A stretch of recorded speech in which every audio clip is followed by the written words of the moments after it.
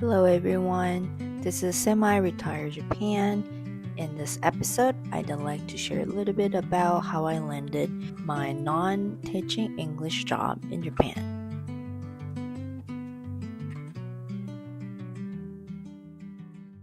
For the last 10 plus years, I have been extremely fortunate to have different job opportunities in multiple countries: South Korea, Japan, and United States.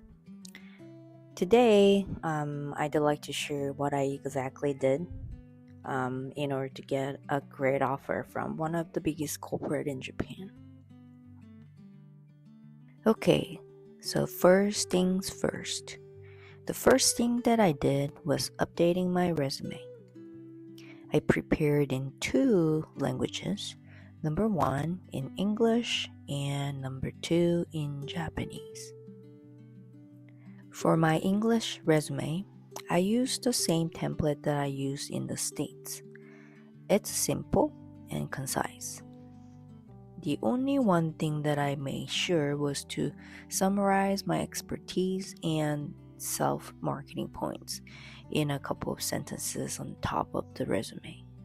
In terms of context, I included my contact information on top along with self-marketing sentences, work experience, skills, education, and certificates.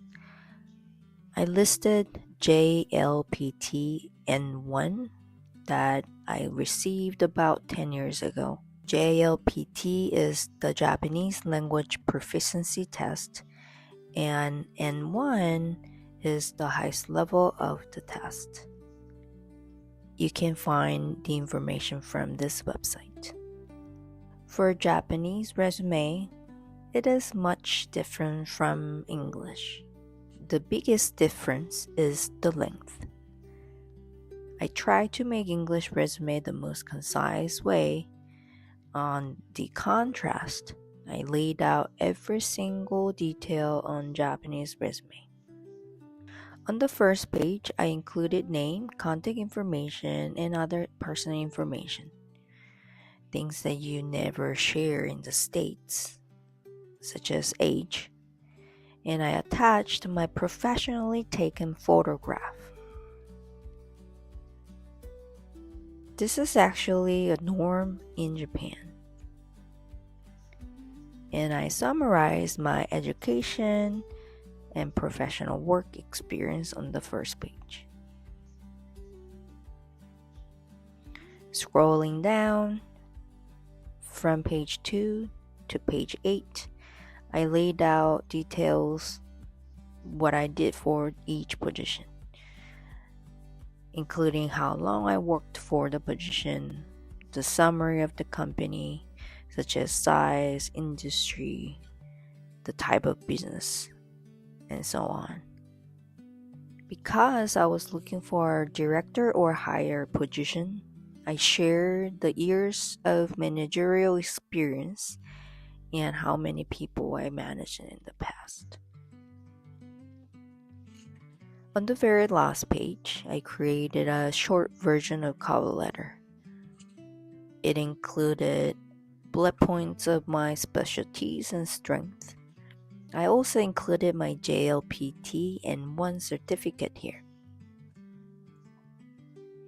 I also made sure to explain why I am a good fit for the position and how to contribute to the company.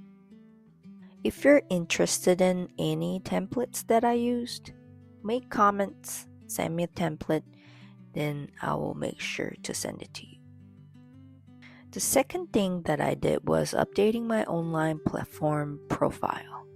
I used BizReach, which is Japanese, and LinkedIn.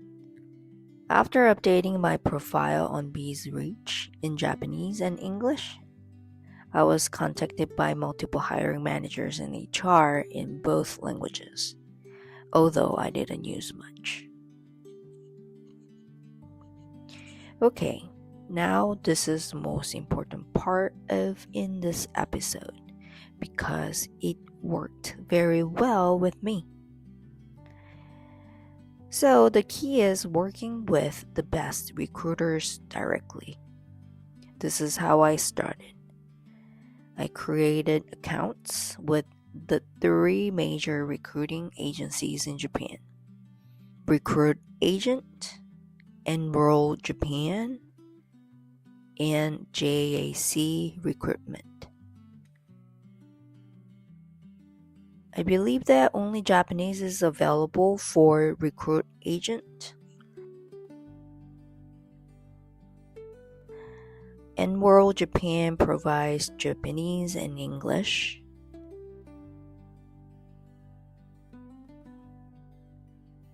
JAC Recruitment is also only available in Japanese.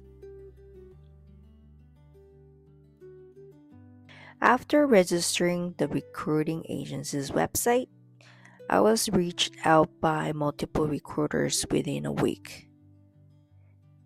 The next process was to have a casual interview with the recruiters.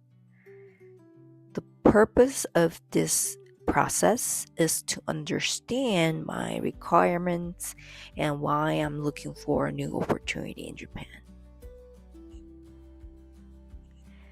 I had specific requirements such as job title, industry, company type, salary range, and location.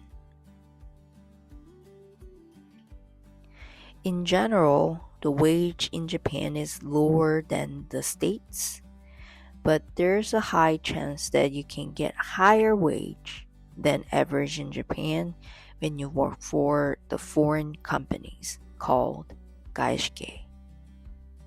After meetings with recruiters for the initial interview, I received 4 job openings immediately. Half of them were from the industry that I desired, and half of them were from the consulting industry. I usually apply all the open positions that suffice my requirements. A couple of days later, the recruiters arranged my first interview with the hiring managers. Actually, there is another process before the first interview in Japan. It is called Teksei Kensa, or SPI test. This time I negotiated with the recruiters and the companies to skip this process.